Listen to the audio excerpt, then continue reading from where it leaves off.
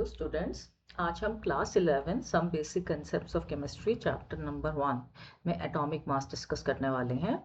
और एटम्स के बारे में आप सबको ही पता है कि एटम्स बहुत ही स्मॉल हैं। एटम्स आर स्मॉल, तो अगर एटम्स स्मॉल हैं तो इनका जो एटॉमिक मास होगा, एक्चुअल मास जो होगा, वो भी बहुत स्मॉल होगा। ओके, जैसे अगर मैं बात करूं, हाइड्रोजन एटम का मास है 1.67 इंटू 10⁻24 ग्राम, है ना। और अगर कार्बन 12 एटम को देखते हैं हम, this its mass is equal to 1.99 into 10 की पावर -23 ग्राम। अगर ये वैल्यू हम आपको याद कराने बैठ जाएंगे तो ये बहुत ही मुश्किल है याद करनी, है ना। तो ये हाइड्रोजन एटम का mass 1.67 into 10⁻24 gram, mass of carbon 12 atom 1.99 into 10 की power -23 gram. These values are not easy to learn. तो इसीलिए यहाँ पे एक साइंटिस्ट ने ना नया मतलब कंसेप्ट लिया जिसे हम बोलते हैं रिलेटिव एटॉमिक मास। तो इसके लिए मैं आपको एक एग्जांपल दे रही हूँ। एक फ्रूट सेलर था, उसने अपना एक मतलब उसने एक नई यूनिट बनाई थी। जैसे हम नॉर्मली केजी में या ग्राम्स में हम वेट तोलते हैं, उसने क्या करा, एक तरबूज लिया, बड़ा सा वाटरमेलन लिया और उसका 12 ग्राम असाइन कर दिया उसका मास, और उसके 12 इक्वल टुकड़े कर लिए, है ना। 12 इक्वल टुकड़े कर लिए। अब और उसने एक टुकड़े का जो मास रखा, उसको उसने 1 FMU यूनिट नाम दिया। मतलब उसने क्या नाम दिया उसको, 1 FMU। एक जो वाटरमेलन का पीस था, 12 पीसेस में डिवाइड करा वाटरमेलन को, एक पीस का मास जो लिया उसने, मतलब वो उसको उसने 1 FMU मान लिया।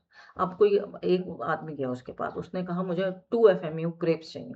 तो उसने क्या करा, जो तराजू है, जो तराजू मतलब वेट वेइंग बैलेंस होता है, वेइंग बैलेंस में एक तरफ 2 पीस रखे वाटरमेलन के, और 2 FMU मास हो गया, और दूसरी तरफ उसने ग्रेप्स तोल दी। तो उसने एक नई यूनिट डिस्कवर करी अपनी, FMU। उसने केजी ग्राम यूज नहीं करा। लाइक दिस इन साइंटिस्ट ने क्या करा, जो साइंटिस्ट है हमारे, इन्होंने एटम्स के लिए एक नई यूनिट डिस्कवर कर दी मास की। दिस इज 1 AMU, है ना। और ये 1 AMU क्या होता है, 1 AMU is equal to 1/12 into mass of carbon 12 atom. अगर मैं देखूं तो मास ऑफ जो कार्बन 12 एटम है, it is equal to 1.99 into 10 की पावर -23 ग्राम। तो 1 AMU निकालने के लिए हम कार्बन 12 के एक्चुअल मास को डिवाइड करेंगे 12 के साथ। Okay, and this values come equal to 1.66 into 10⁻24 gram. तो 1 AMU कितना होता है, दिस इज 1.66 इंटू 10 की पावर -24 ग्राम।